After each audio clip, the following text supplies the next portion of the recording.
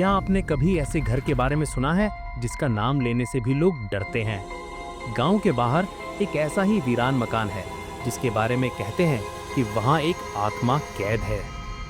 सूरज ढलते ही उस तरफ से अजीब आवाजें आती हैं और परछाइयां दिखती हैं जिससे लोग वहां देखने तक से कतराते हैं। पूरा गांव उस घर से कांपता है जिसे आत्माओं का बसेरा कहा जाता है। तो सोचिए क्या हुआ जब एक लड़के ने न सिर्फ वहां रात गुजारी बल्कि दावा किया कि उसने वहां कैद आत्मा से बात भी की है।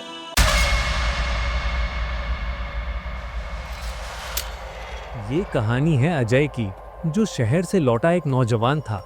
उसने बचपन से उस घर की कहानियां सुनी थी जहां एक औरत की रहस्यमयी मौत हुई थी और उसकी आत्मा वहीं फंस गई। गांव वालों ने उसे चेतावनी दी, बेटा जिद छोड़ दे, वहां आज भी किसी औरत के रोने की आवाजें आती हैं। पर अजय के मन में डर से ज्यादा सवाल थे और उसने सच का पता लगाने के लिए उस घर में जाने का फैसला किया। एक शाम अजय टॉर्च लेकर उस घर की तरफ निकल पड़ा। दरवाजे पर लगे जंग वाले ताले को तोड़कर वो दिल दहलाने वाली चरमराहट के साथ अंदर दाखिल हुआ। अंदर धूल और सीलन की भारी महक थी, हर चीज पर वक्त की मोटी चादर लिपटी थी। अजय ने हिम्मत करके आवाज लगाई, कोई है? लेकिन उसकी आवाज खाली दीवारों से टकराकर लौट आई। तभी ऊपर से कुछ खिसकने की आवाज आई।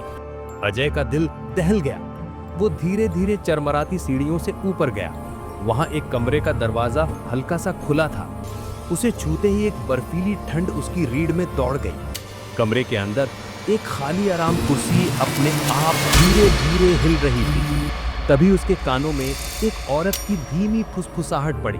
क्या आपके साथ कभी किसी वीरान जगह पर ऐसा कुछ हुआ है? अपना अनुभव कमेंट्स में बताएं और ऐसी कहानियों के लिए चैनल को सब्सक्राइब करना ना भूलें। अजय ने कांपती आवाज में पूछा, कौन हो तुम? जवाब में एक धुंधला साया बना और एक दर्द भरी आवाज आई, मैं विमला हूं। उस रूह ने बताया कि उसकी मौत बीमारी से नहीं बल्कि जमीन के लालच में परिवार वालों के दिए जहर से हुई थी। वो सालों से कैद थी, बस किसी का इंतजार कर रही थी जो उसकी सच्चाई दुनिया को बताकर उसे मुक्ति दिला सके।